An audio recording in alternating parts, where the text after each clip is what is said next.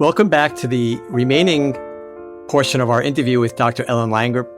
I hope you found the first half of the interview as exciting and interesting as Enid and I did, and hope you enjoy the rest. So without further ado, we'll continue the second half of our interview with Dr. Ellen Langer. Thanks again for listening.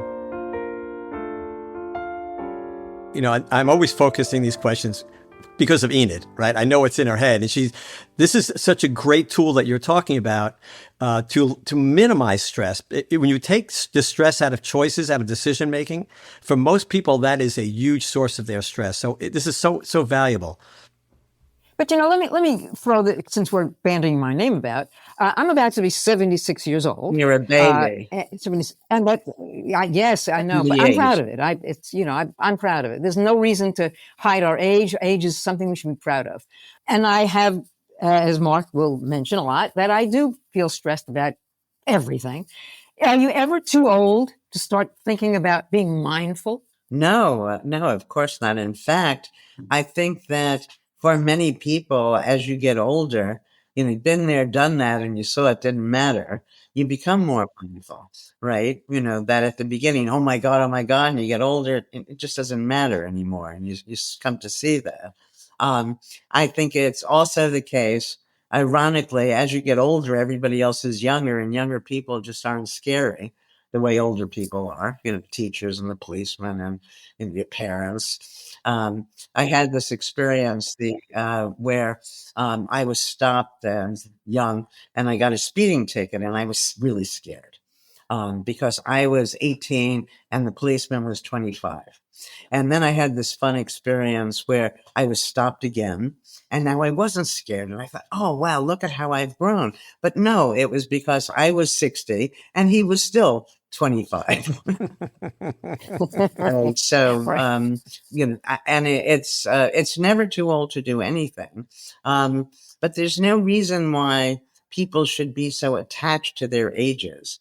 If you think about the different things you can do, different parts of your body. I mean, my wrists are really young. My ears are really old. I mean, it's sort of, why give ourselves one age? And we're making choices, and we need to understand this is an important concept to me.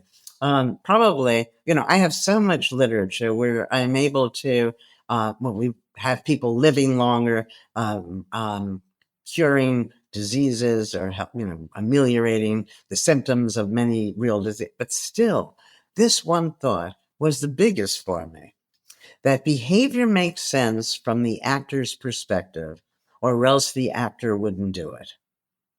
Nobody wakes up in the morning and says, today I'm going to be impulsive, obnoxious, aggressive, awkward. Right. So when they are this way, and that's because from their perspective, so for me, I might say to you, I am so gullible, it defies belief, which I am, taken by two psychopaths. Okay. A lot of money. And, help me not be so gullible. And no matter what we do, we're going to fail. Because going forward, my intention is not to be gullible. Going forward, my intention is to be trusting. And as long as I'm trusting, I'm going to be gullible. Now, if I want to stop being gullible, I have to stop valuing being trusting. And I don't want to. So you see how you become less judgmental of yourself, life becomes much easier, less judgmental of other people, relationships improve. Why did I start talking about this? Put me back. It's funny you did, because I was about to ask you exactly that about radical empathy and how you talk about people always have a reason for doing something. Yeah. And I think that is a fascinating topic that you talk about in your writing. How we judge people, like you said, and yet they always have a reason for behaving the way they do. And in this era right now of tremendous divisiveness, this is a very helpful thing to keep in mind. I'd like you to just talk about that, if you would, please. Yeah, well, let me tell you, we did a study a long time ago, very simple study. We gave people, I don't remember if it was 200 or 300, anyway, between 1 and 300 behavior descriptions. So it had impulsive, gullible, obsessive, so on. And people were asked, check those things that are true about yourself that you keep trying to change but keep failing. So they do that. For me, I would check impulsive, gullible, and the rest are secret.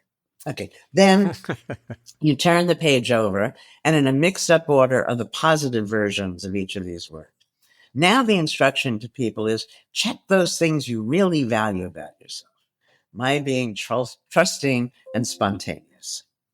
And as long as I'm trusting and spontaneous, there are times I'm going to seem impulsive and gullible. It can't be otherwise.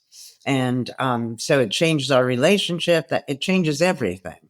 That very simple idea. Now, it doesn't mean if somebody does something that feels just terrible to you, that you have to accept it. To understand why, if you're trying to change what they do, you have to do it from their perspective.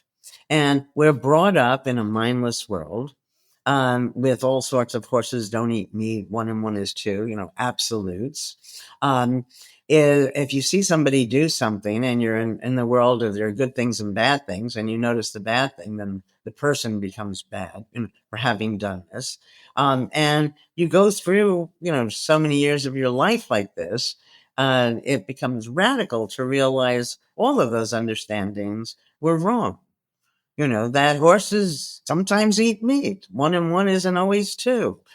Mark isn't always inconsistent, or it was Ewing who's flexible. That recognizing that everything can be understood in multiple ways. So we're putting together now, I just designed a mindful school.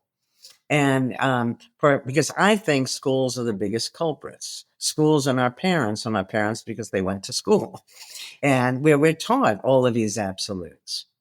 And we're taught, that some of us are better than others. I say something in my class and I say it in a way that first they gasp. I tell them, I do not believe, and I don't, that there is anybody out there that is better than I am. Pause. And then I say to them, and I don't believe I'm better than anybody else. And so, and that's, school teaches us, right? The A student is better than the D student. So I wrote a little song for my grandkids, a little ditty. I'm not going to sing it to you, but it goes to the old Sara Lee commercial. Everybody doesn't know something. Everybody knows something else. Everybody can't do something. Everyone can do something else. And if we feel better about ourselves and our relationships, we don't have to be so judgmental of other people and keep putting other people down. And lots of the divisiveness that you were talking about, Mark, I think would actually go away, because there'd be no reason to be looking for bad guys to justify, our feeling bad. Yeah, I like to say that nobody is uniquely ungifted. Yeah, great. I like that. Yeah. For those who have not had the opportunity yet to have read the book, The Mindful Body, and I really do suggest it, it's a marvelous book. It's a life changer. Can you talk a little bit about the counterclockwise study? That to me, it is just so fascinating. Please. Well, so let me tell you why I did the study. But first, this is a famous study. Now, how obnoxious that I call one of my own studies famous. That's because if you tune into The Simpsons Go to Havana, they talk about the study. So you've made it. But there was a larger idea behind the study, which was, so I had done several experiments where we make people more mindful and they live longer. Now, how could that happen? The real question behind all of this is, how do you get from this fuzzy thing called the thought to something material called the body? And that's a problem because we're taught mind-body dualism. Everybody thinks you have a mind and a body, but if you have them, how do they communicate? And nobody can answer that. All right. And we've all had experiences. You're walking down the street in the fall and a leaf blows in your face, and all of a sudden you get startled because you don't know it's a leaf. Your blood pressure and pulse increase, and then you realize, that it was nothing. So we've all had the experience, but nevertheless, science can't explain it. Still can't. We have a drug called a placebo that I think is our strongest medication, where you take this nothing, you think it's something, and all of a sudden the body heals. So to me, I said, wait a second. Mind, body, these are just words. In fact, I think mind, body, and elbows, we could have said, and then we'd have a different organization. So I said, let's put the mind and the body back together as one thing. And if it's one thing, wherever you're putting one, you're necessarily putting the other. The first test of this was the study you talk about, the counterclockwise study. So we take old men, elderly men. I hate those words now that I'm the age I am, but nevertheless, that's what I We're all thinking the same thing. Yeah. So we take senior men, and we're going to have them live in a retreat that we retrofitted to 20 years earlier. And they're going to live there as if they're their younger selves. So they're going to be discussing movies and current events from the past as if it was just happening right now. So now if we put the mind back in time, what happens? And the results were kind of amazing, that in a week, we found their vision improved, their hearing improved, their strength, their memory, and they look noticeably younger. And to this day, I still have never read a study where seniors' hearing has improved without medical intervention. I don't mean that they have medical interventions for people over 70 to improve their hearing. So this was quite remarkable. And then we've done, and I talk about all of them in the Mindful Body, lots of fun studies to show the enormous effect our minds have over our health. Now, people need to know, I say this out of respect for you, Mark, as a physician, the medical model taught not that long ago that our thinking was irrelevant. I'm sure doctors, even 40 years ago, wanted everyone to be happy. But the only way you were going to get sick, according to the medical world, was the introduction of an antigen. All right. So our thoughts were irrelevant. Well, that's not the case. So let me tell you the next the next mind-body unity study. We take chambermaids and we ask them, how much exercise do you get? Well, these women are exercising all day long, but they think exercise is what you do afterward, because that's what the Surgeon General says, who sits behind a desk. So they don't think they're getting exercise. So the first thing is, if exercise is good for you, these women should be healthier than socioeconomically similar others who are not exercising. Turns out they're not. Okay, now the study. It's so simple.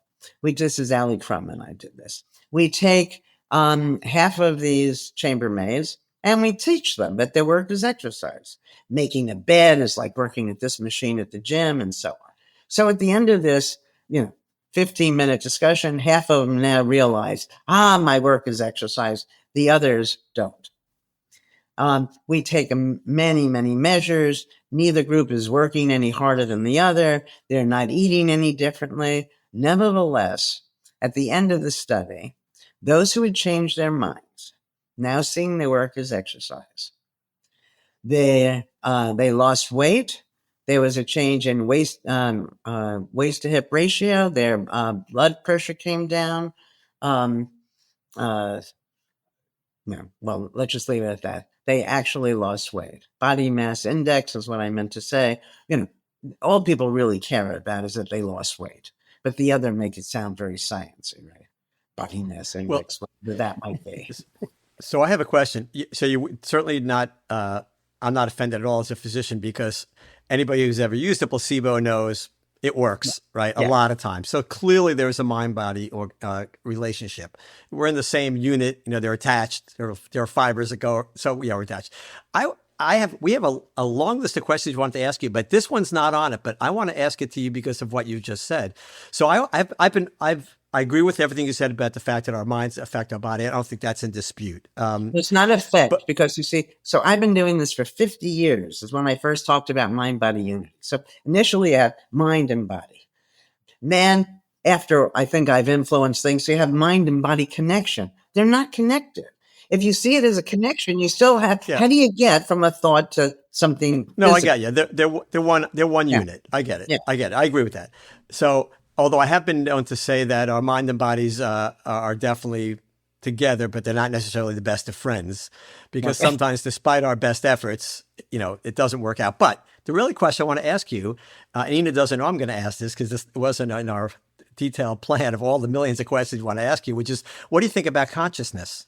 How does consciousness play into this whole concept to you? Well, I mean, I think we can say, mindfulness is consciousness. I don't know that we need to go beyond that.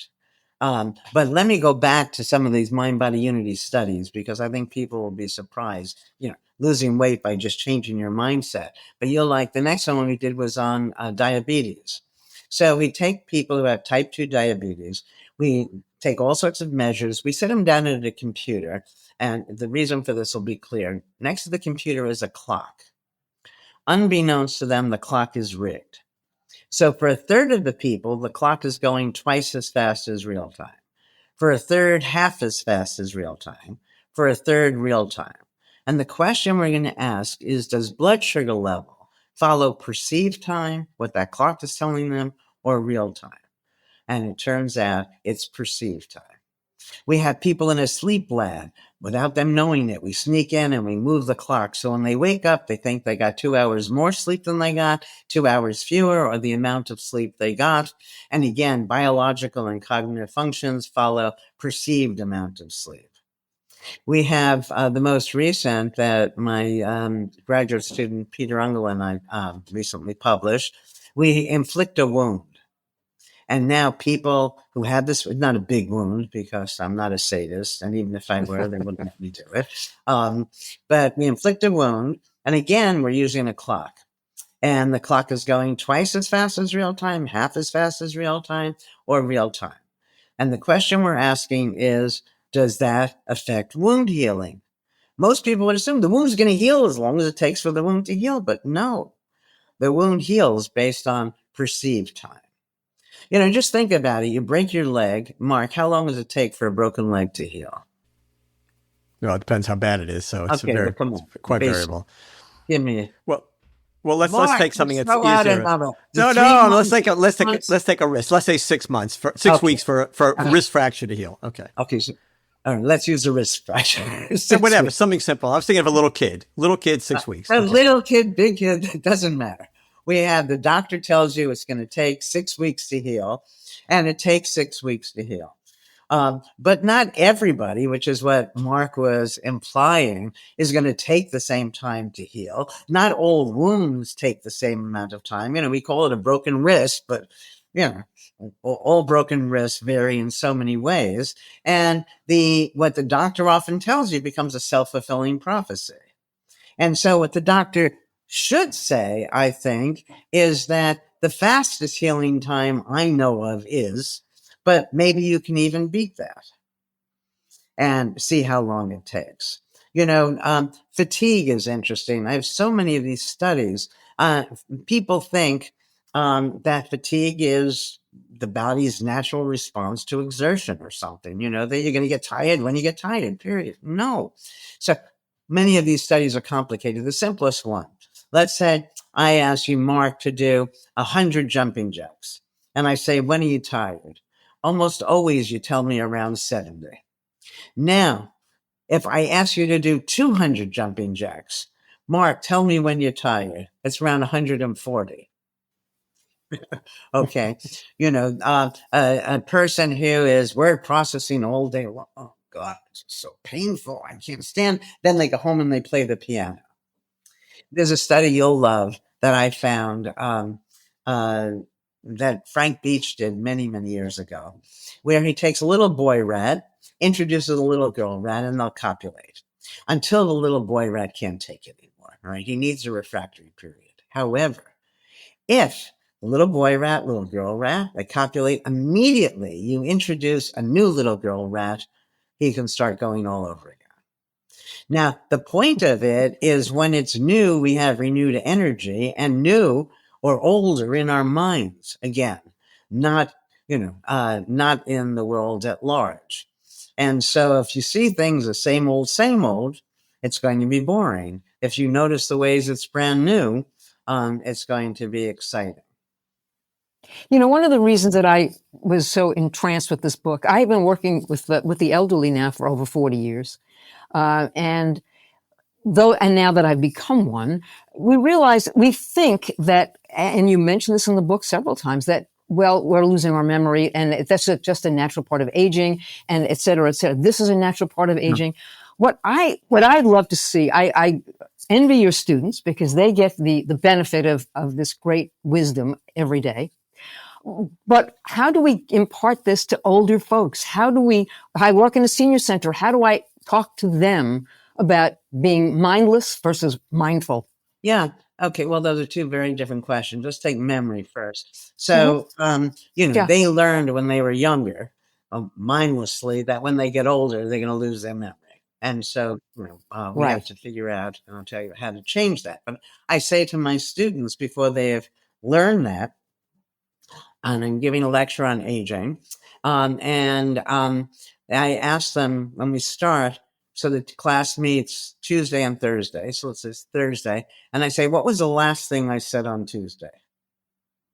Nobody remembers.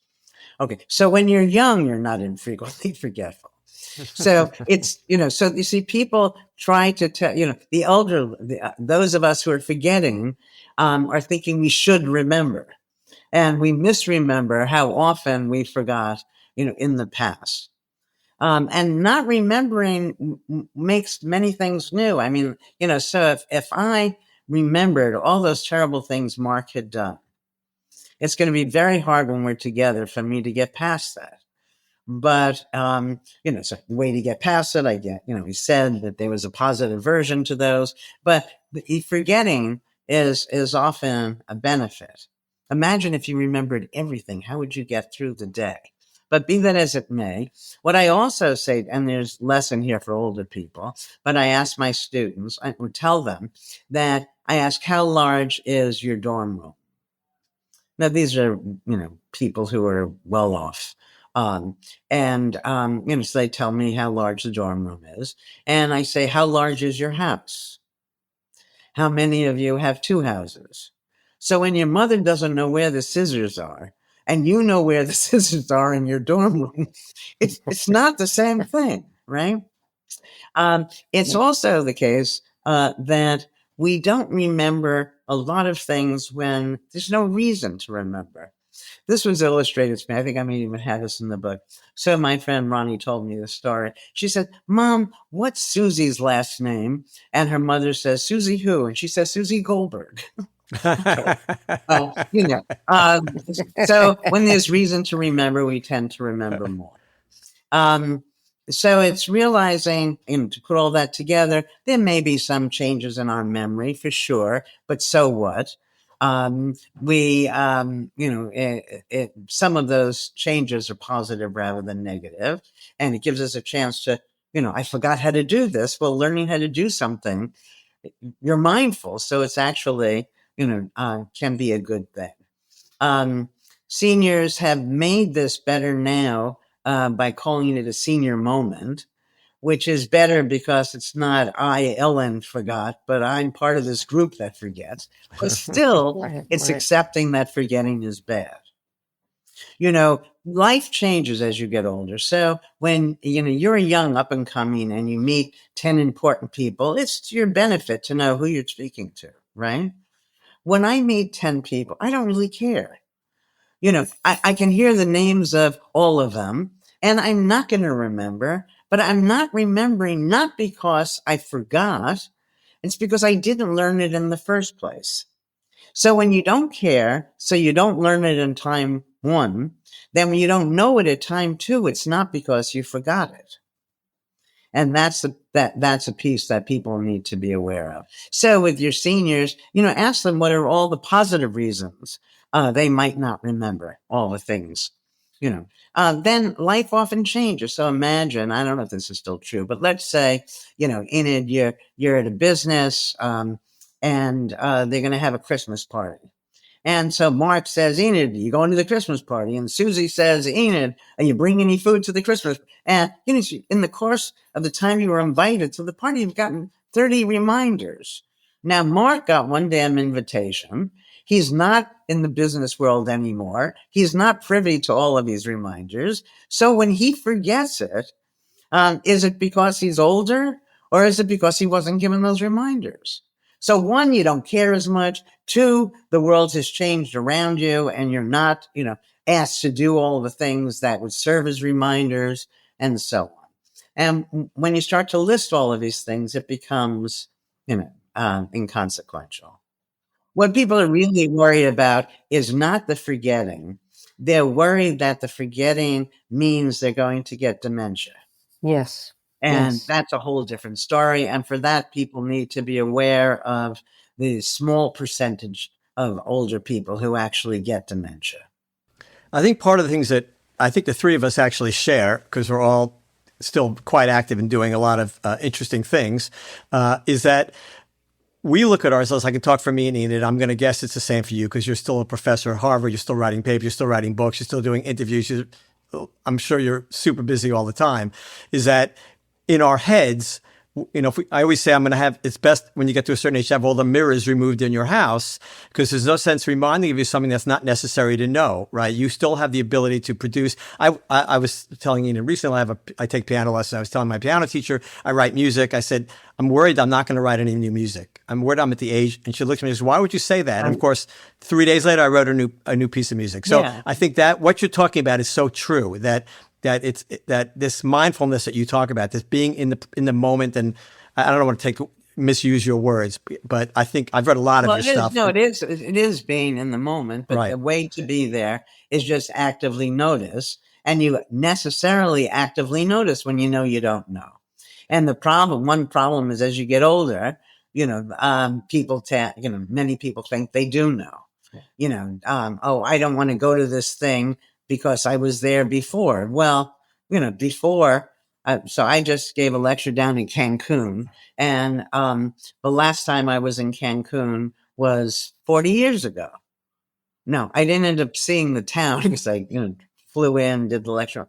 But my guess is it's not the same town. Right. So for older people to think, been there, done that, it's mindless, because doing it now, the it that you're doing is probably very different. You're playing tennis, tennis now, the rackets are different from, the wooden racket somebody might have used, and so on. You're different. If you're going to a place, the place is not the same. And even if it were exactly the same, you're not the same. So your experience of it is likely to be very different. So I think it's just for people to recognize how everything keeps changing. And when they know that look at the ways it's changing, then it becomes potentially interesting again and exciting. But, if the two of you came to visit me in my house right now, I'm in Cambridge, neither of you have been here before. So you'd walk in, you wouldn't have to practice being mindful. You'd walk in, you'd see some paintings. Oh, did she do those paintings? What is she what is that strange thing over there? It would naturally be interesting to you. And that's how easy it is to be mindful. Like, you just know you don't know, and so you look. And it's the essence of engagement. And so it's how you feel when you're feeling your best, when you're having fun. And so to teach the older people you're working with, how to have fun with something, all they need to do is engage it, notice about it. So we did this study a while ago. We took people who hated football, women, people who hated rock music, a lot of haters, people who hated classical music. Okay. And what we did, we had one group just do it, look at it, or, listen to it. Another group noticed one new thing about it. Another group noticed 3 new things about it. And the last group noticed 6 new things about it. And the more you notice, the more you liked it. You don't like football, you can watch pay attention to the rear ends of the football players. Doesn't matter.